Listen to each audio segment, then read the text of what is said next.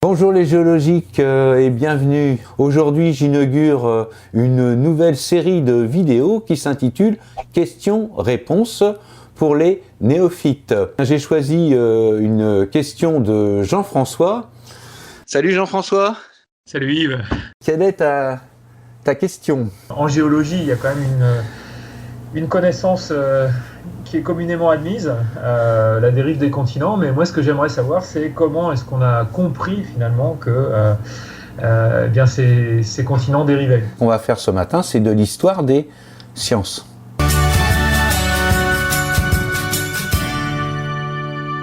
Souvent on enseigne des idées ou des faits établis, et puis on oublie un peu la construction des idées.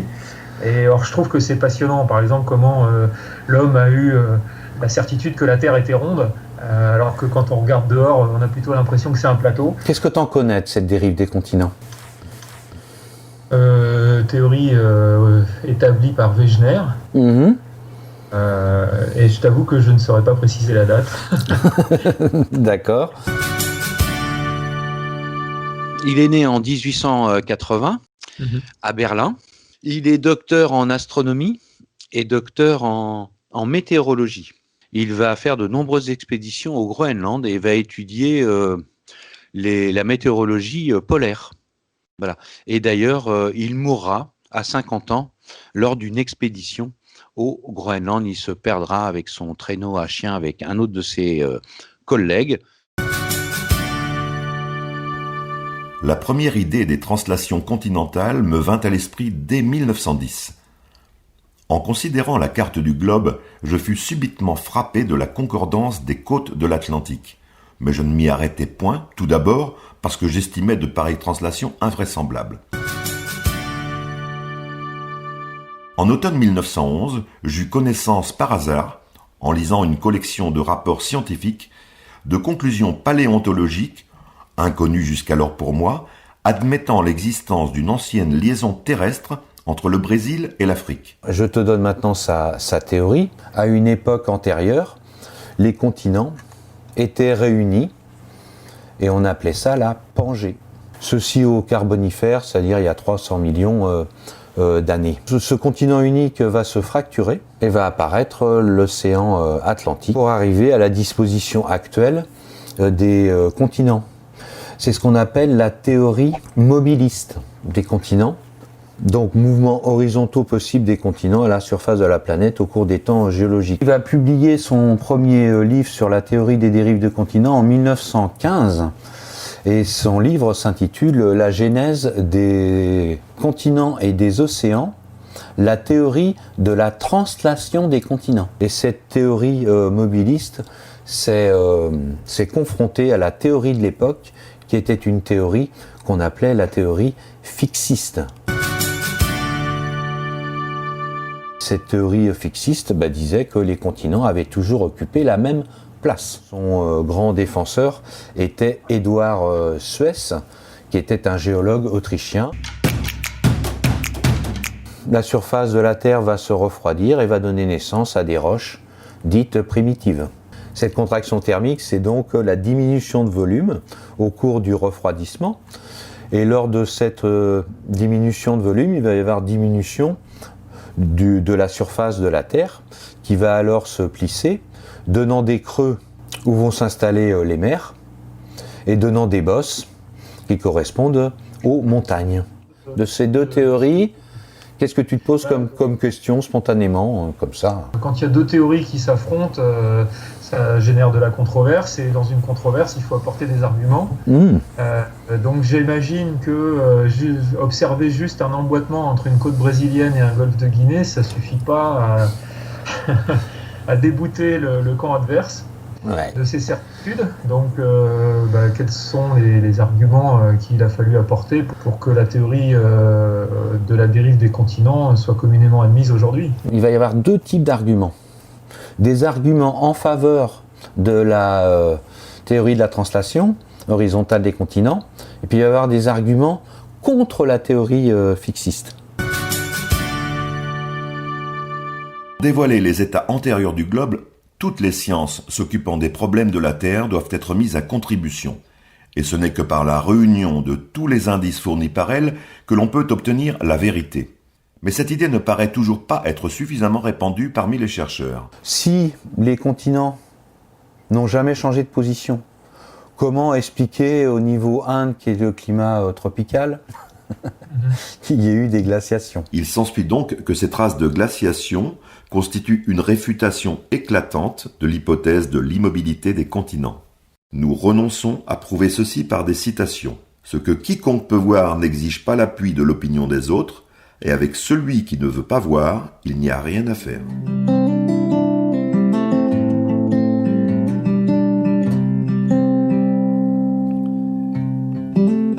Ce qui présente une importance décisive, c'est le fait qu'en partant d'un emboîtement des socles, où l'on a utilisé que la configuration des côtes, on soit arrivé à une si parfaite adaptation, toutes les formations d'une côte venant se raccorder aux extrémités des formations analogues de la côte opposée. C'est comme si nous cherchions à reconstituer un journal déchiré d'après les contours de ces fragments pour vérifier ensuite si les lignes se correspondent. S'il en est ainsi, il ne nous reste pas d'autre alternative que d'admettre que les fragments étaient antérieurement réunis de la même manière. On retrouve également des fossiles, une fougère fossile que l'on appelle Glossopteris, et puis des vertébrés, notamment des reptiles terrestres, et puis des reptiles d'eau douce, dont Mesosaurus. Et on retrouve cette faune fossile, cette flore fossile ancienne, de part et d'autre de l'Atlantique, sur les deux continents, Afrique et Amérique du Sud. Voilà. Et qui ont la même date, donc ils sont trouvés dans les mêmes types de sédiments.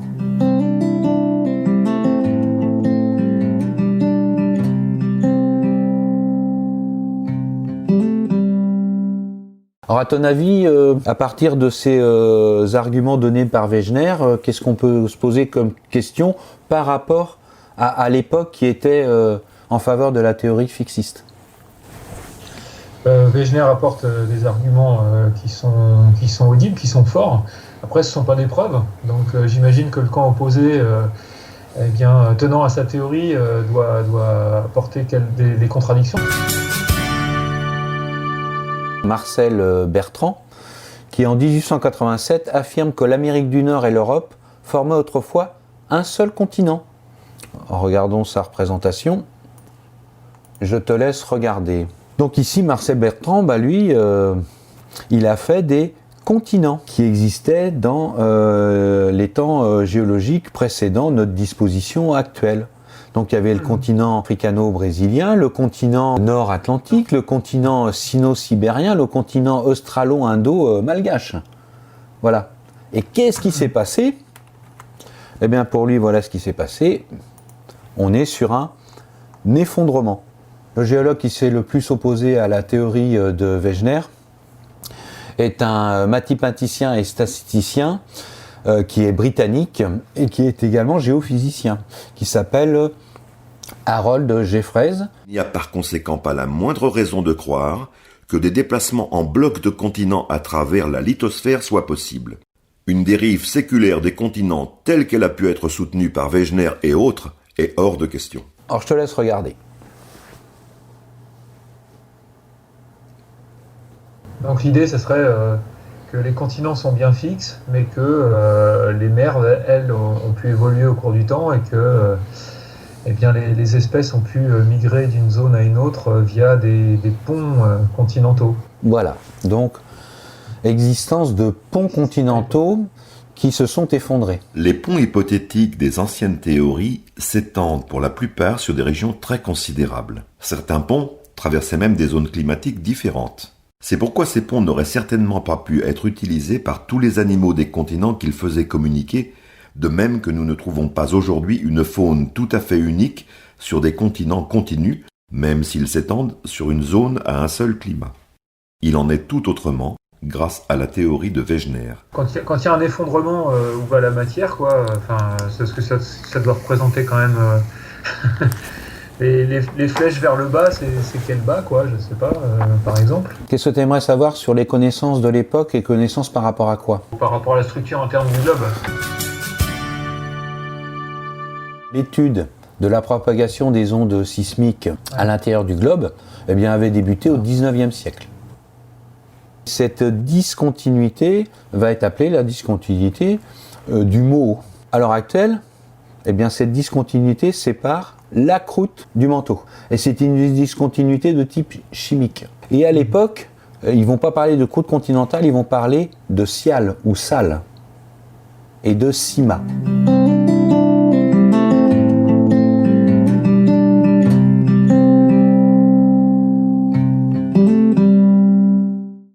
L'opposition des fixistes, elle doit être basée sur le fait qu'on est dans un milieu solide. Donc, a priori, dans un milieu solide, il ne peut pas y avoir de dérive d'une partie par rapport à une autre, quoi. Oui, c'est-à-dire que si ça dérive, il y a des forces de frottement. Bonjour les dégâts, quoi. Alors, qu'a répondu à cela notre ami Wegener ? Il n'est pas rare qu'on élève contre la théorie des translations l'objection suivante. La Terre est aussi rigide que l'acier, donc les continents ne peuvent pas se déplacer. Mais que peut-on en déduire ? En ce qui concerne notre théorie, rien, parce que la vitesse avec laquelle se meut un continent sous l'action d'une force donnée ne dépend pas en somme de la rigidité du cima, mais d'une autre constante indépendante de celle-ci, notamment du frottement intérieur, c'est-à-dire de la viscosité, ou de son inverse, la fluidité. La mesure de la viscosité des corps dits solides est extrêmement difficile. Par contre, par rapport à des forces de longue durée, s'exerçant indéfiniment, le long des périodes géologiques, la Terre se comporte comme un fluide. Mais si l'on voulait savoir à partir de quelle limite des durées les déformations deviennent fluides après avoir été élastiques, il faudrait justement connaître le coefficient de viscosité. Ici, quelle serait la cause de l'effondrement alors que cette partie-là et cette partie-là reposent sur le même socle, entre guillemets, c'est-à-dire le cima. Donc ici, qu'est-ce qui s'est passé ? Pourquoi il y a une partie de l'existant qui s'effondre ? Voilà. La première contradiction, elle est vraiment intéressante, c'est sur la répartition des altitudes à la surface de la Terre. Alors quand je parle de Terre, je parle aussi bien continent qu'océan. Qu'est-ce qu'on connaissait à l'époque ? Et comment on avait ces données-là ? En fait, ça c'est super. C'est le 19e siècle, la deuxième moitié, c'est la découverte du télégraphe et la mise en place de câbles au fond des océans pour avoir une communication transatlantique. Et quand on a posé les câbles, eh bien, on a envoyé des sondes au fond de la mer pour mesurer la profondeur. Et qu'est-ce qu'on a constaté ? Eh bien que les fonds océaniques ne sont pas plats, ils sont chaotiques, avec une profondeur qui est de moins 5000 mètres, voilà, et avec, alors ça a été une surprise incroyable, avec une chaîne de montagnes au milieu. Ici, la courbe de fréquence des altitudes sur Terre, tu vois, Wegener 1912. Tu as l'altitude, là tu as le niveau marin 0, avec la fréquence de répartition de ces altitudes à la surface de la Terre. Au niveau du globe, il y a pas mal de points qui sont aux altitudes proches du niveau de la mer. Et puis il y a un pic à moins 5000. Le fond des océans, c'est plutôt moins 5000, quoi. C'est plus 100 mètres sur les continents, et là c'est moins 4700 mètres pour les océans. Et c'est ce qu'on appelle la répartition bimodale des altitudes. Ce que dit Wegener, c'est s'il y avait un niveau initial, avant le refroidissement, il y aurait une répartition unimodale ou monomodale de la répartition sous forme d'une courbe de Gauss.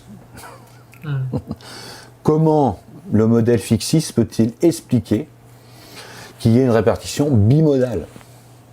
Donc lui, il va beaucoup plus loin, Wegener, il dit s'il y a une répartition bimodale, ça veut dire que le plancher océanique et le plancher des vaches, eh bien, ne sont pas de même nature.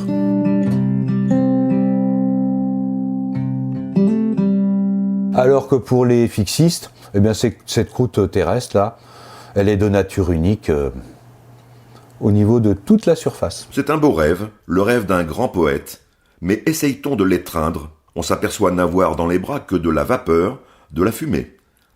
Elle attire, elle intéresse, elle amuse l'esprit, mais la solidité lui manque. La supposition selon laquelle la Terre pourrait être déformée indéfiniment par des petites forces à la seule condition que celles-ci agissent longtemps est donc une supposition très dangereuse qui peut conduire à des erreurs graves. Quel est le problème que soulèvent les fixistes ? Pour déplacer les continents, il faut un apport d'énergie. Voilà, donc c'est le moteur. Ouais. Quel est le moteur de ce déplacement horizontal des continents ? Et malheureusement, Wegener n'avait pas la réponse. On a pu constater et justifier les translations continentales par une méthode purement empirique, notamment à l'aide des données géophysiques, géologiques, biologiques et paléoclimatiques, sans avoir fait d'hypothèse en ce qui concerne leur cause. C'est de cette façon que les formules de la chute des corps et du mouvement des planètes ont d'abord été obtenues par la méthode purement empirique, à l'aide des données tirées des observations. Ce n'est que plus tard que Newton put les trouver aussi par méthode déductive, comme conséquence de la seule loi de la gravitation universelle. La théorie des translations n'a pas encore son Newton. Ils ont enregistré le paléomagnétisme du fond des océans, ceci à distance de la dorsale océanique. Qu'est-ce qui te frappe ? Alors une boussole est constituée d'une aiguille aimantée qui se dirige toujours vers la même direction, qui est le nord magnétique. Voilà. Tu peux nous expliquer pourquoi ? Si la boussole indique effectivement toujours le nord magnétique, c'est que l'aiguille aimantée de la boussole se trouve en interaction avec un autre aimant. Lequel ? Alors cet autre aimant, c'est la Terre. La Terre, effectivement, génère un champ magnétique.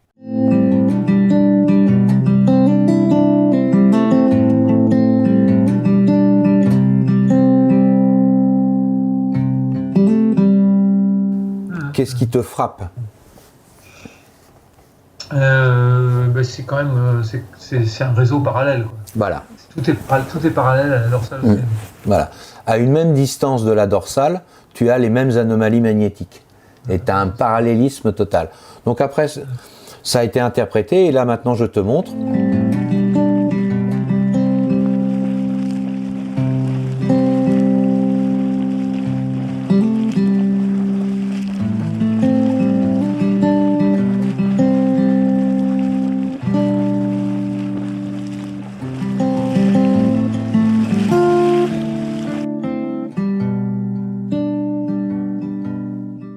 Pour moi, c'est la preuve quasiment indiscutable. Après, sur le moteur. Alors, sur le moteur, c'est les travaux de Holmes, 1945.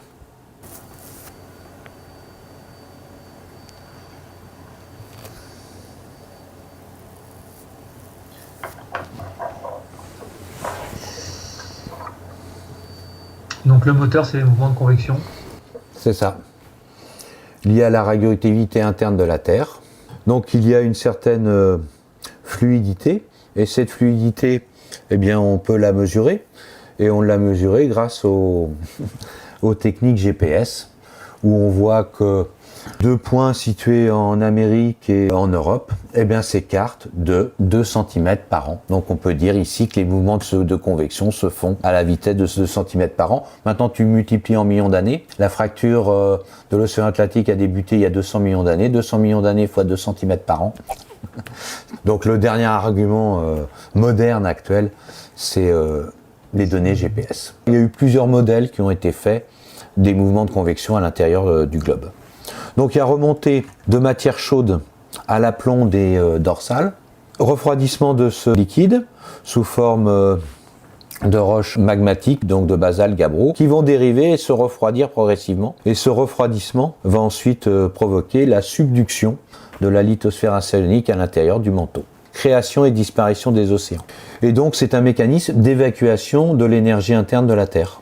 La dérive des continents est remplacée par la théorie de la tectonique des plaques. Les indices qu'on a aujourd'hui montrent que effectivement localement ce sont des dérives qui sont parallèles, mais voilà, est-ce qu'on peut parler de translation horizontale ou... En fait, c'est une rotation par rapport à un point fixe.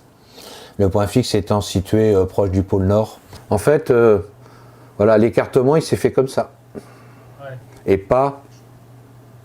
On va dire au revoir aux géologiques qui sont restés jusqu'au bout de notre débat. Salut les géologiques, salut Jean-François, et puis à bientôt pour de nouvelles aventures.